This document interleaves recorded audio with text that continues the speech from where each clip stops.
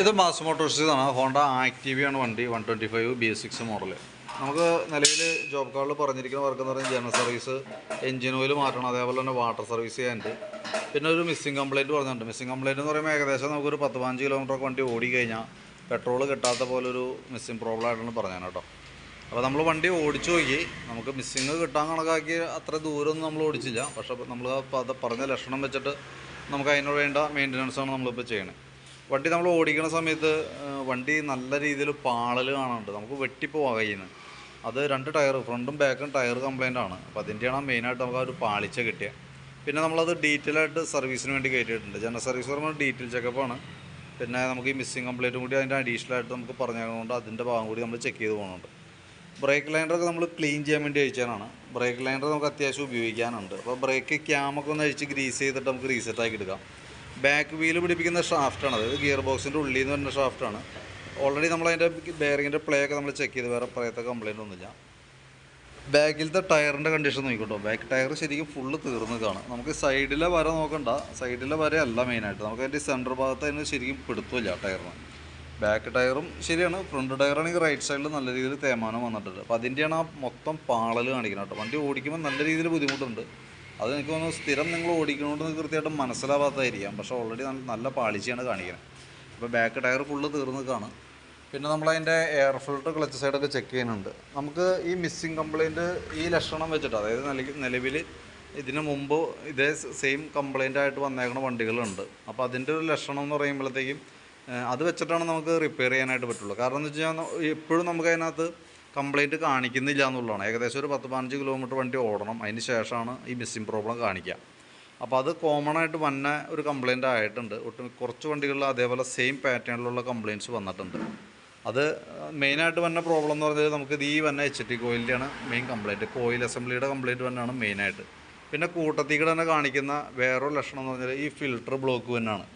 പെട്രോളിനകത്ത് വരുന്ന ഈ ഫിൽറ്റർ ഉണ്ട്, പെട്രോൾ പമ്പിൻ്റെ ഉള്ളിൽ തന്നെ ഫിൽറ്റർ, ആ ഫിൽറ്ററും അതേപോലെ തന്നെ ഈ എയർ ഫിൽറ്റർ പ്ലഗ് ഐറ്റംസ് നമുക്ക് മാറ്റേണ്ട ഒരു ടൈമും ആകുമ്പോഴാണ് ആ കംപ്ലയിൻറ്റ്സ് കാണിക്കുക കേട്ടോ. അപ്പോൾ നിലവിൽ നമുക്കിപ്പം മാറ്റി റീപ്ലേസ് ചെയ്യേണ്ട പാർട്സ് എന്ന് പറഞ്ഞാൽ ഒന്ന് എയർ ഫിൽറ്റർ മാറണം, പ്ലഗ് മാറ്റണം. ഇത് രണ്ടും നമുക്ക് 10,000 കിലോമീറ്ററാണ് സാധാരണ രീതിയിൽ ഉപയോഗിക്കാൻ പറ്റുള്ളൂ. അത് കഴിഞ്ഞാൽ മാറ്റി പുതിയത് നമ്മൾ സെറ്റ് ചെയ്തോണം. ഇത് പെട്രോൾ പമ്പിൻ്റെ ഉള്ളിലാണ്, ഫ്യൂൽ പമ്പിൻ്റെ ഉള്ളിലുള്ള ഫിൽറ്ററാണ്. ഫ്യൂൽ പമ്പിൻ്റെ ഫിൽറ്റർ എന്ന് പറയുമ്പോഴത്തേക്ക് നമുക്ക് അതിന് ഇത്ര കിലോമീറ്ററെന്ന് നമുക്ക് ഒരു കാലാവധി പറയാൻ പറ്റില്ല. ഇതാണ് ഫ്യൂൽ പമ്പ് വന്നത്. അത് നമുക്ക് ഓരോ ഇതിന് ചിലതിന് ഇപ്പോൾ ഈ 25,000, 30,000 ഒന്നും ആയാലും കംപ്ലയിൻറ്റ്സ് കാണിക്കാറില്ല. ചിലത് പെട്ടെന്ന് കംപ്ലയിൻറ്റ് വരാറുണ്ട്. അത് നമ്മൾ ഉപയോഗിക്കുന്ന പെട്രോളിൻ്റെ ക്വാളിറ്റി പോലെയൊക്കെ ഇരിക്കും നമുക്ക് കിട്ടുന്ന ഈ ഫ്യൂൽ ഫിൽറ്ററിൻ്റെ ലൈഫ് എന്ന് പറയുന്നത് കേട്ടോ. അപ്പോൾ എന്തായാലും നമുക്ക് ഈ മിസ്സിംഗ് കംപ്ലയിൻറ്റ് ഉള്ളത് കൊണ്ട് നമുക്ക് ഈ ഫിൽറ്ററും കൂടി നമുക്ക് ചേഞ്ച് ചെയ്തിട്ട് ഇടേണ്ടതായിട്ട് വരുന്നുണ്ട്.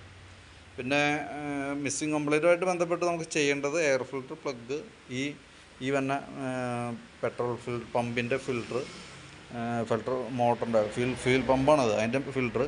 പിന്നെ ഈ വരുന്നൊരു HT കോയിലിൻ്റെ കംപ്ലയിൻറ്റും കൊണ്ടും ഈ പ്രോബ്ലം കാണിക്കാറുണ്ട്. അപ്പോൾ അതുകൊണ്ടാണ് നമ്മൾ ഈ 4 ഐറ്റം കൂടി നമ്മൾ മാറ്റി കളയണം കേട്ടോ. പിന്നെ എഞ്ചിൻ ഓയിൽ ഓൾറെഡി മാറുന്ന കേസ് പറഞ്ഞിട്ടുണ്ട്. ക്ലച്ച് സൈഡൊക്കെ നമുക്ക് സർവീസിൻ്റെ ഭാഗമായിട്ട് ഗ്രീസിങ്ങിനായിട്ട് അയച്ചാണ്, വേറെ പറയത്ത കംപ്ലയിൻ്റ് ഒന്നുമില്ല. ബെൽറ്റൊക്കെ ആയാലും അത്യാവശ്യം നല്ല ബെൽറ്റാണ് നടക്കുന്നത്, വേറെ ഡാമേജ് ഒന്നുമില്ല. അപ്പോൾ ക്ലച്ചൊക്കെ ഒന്ന് ക്ലീൻ ചെയ്ത് ഗ്രീസ് ചെയ്ത് റീസെറ്റ് ചെയ്താൽ മതി, വേറെ പറയുന്ന കംപ്ലയിൻ്റ് ഒന്നുമില്ല. പിന്നെ ഹെഡിൻ്റെ അവിടേക്കായാലും വേറെ ലീക്കേജ് കാര്യങ്ങളൊന്നും പ്രത്യക്ഷത്തിൽ കാണുന്നില്ല. പിന്നെ ഈ മിസ്സിംഗ് കംപ്ലയിൻ്റ് എന്നൊക്കെ പറയുമ്പോൾ ശരിക്കും പറഞ്ഞു കഴിഞ്ഞാൽ ഇലക്ട്രിക്കൽ ഫങ്ഷൻസ്, സെൻസറുകളുടെ കംപ്ലയിൻറ്റ് കൊണ്ടും സാധാരണ രീതിയിൽ വരാറുണ്ട്. ഇനി അങ്ങനെ എന്തെങ്കിലും ആണോ എന്ന് അറിയാൻ വേണ്ടിയിട്ട് നമ്മളതിൻ്റെ OBD കണക്ട് ചെയ്തിട്ട് അതിൻ്റെ സ്കാനിങ് ഒക്കെ നടത്തി നോക്കി. അപ്പോൾ നിലവിൽ നമുക്ക് ഇതിനകത്ത് പ്രത്യേകിച്ചൊരു കംപ്ലയിൻ്റ് ഒന്നും കാണുന്നില്ല എന്നുള്ളതാണ് കേട്ടോ. അപ്പോൾ നിലവിൽ ചെക്ക് ചെയ്ത് നോക്കുമ്പോൾ ഫാൾട്ട് കോഡൊന്നും നിലവിലില്ല.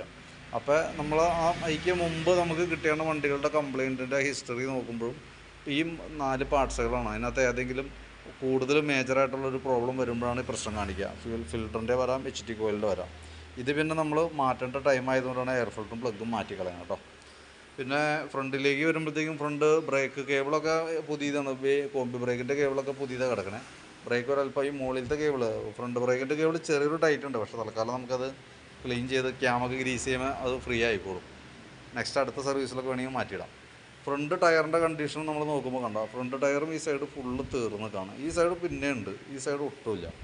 അപ്പോൾ ഈ 2 ടയറുകൾ മാറ്റി ഇടാൻ ഉദ്ദേശിക്കുന്നുണ്ടെങ്കിൽ ആ ടയർ മാറ്റിയിട്ടാൽ തന്നെയാണ് നമുക്ക് ആ വണ്ടിയുടെ വെട്ടൽ പാളിച്ച കംപ്ലയിൻറ്റ് മാറുള്ളൂ. അപ്പോൾ 2 ടയർ നിലവിൽ മാറ്റിയിടാം. പിന്നെ നമുക്ക് ജനറലായിട്ടുള്ള സർവീസ് ചെയ്യണം. പിന്നെ ഞാൻ ഈ പറഞ്ഞ മിസ്സിങ്ങുമായി ബന്ധപ്പെട്ട 4 പാർട്സുകൾ നമുക്ക് മാറ്റിയിടാനുണ്ട്. എൻജിൻ ഓയിൽ മാറ്റാനുണ്ട്, വാട്ടർ സർവീസ് പറഞ്ഞിട്ടുണ്ട്. അപ്പോൾ അത്ര കേസാണ് നമുക്ക് മെയിനായിട്ട് ചെയ്യേണ്ടി വരുന്ന പാർട്സ് കേട്ടോ. അപ്പോൾ ഞാൻ അതിൻ്റെ ഡീറ്റെയിൽ ആയിട്ടുള്ള എസ്റ്റിമേറ്റ് വാട്സാപ്പിലേക്ക് ഇടാം.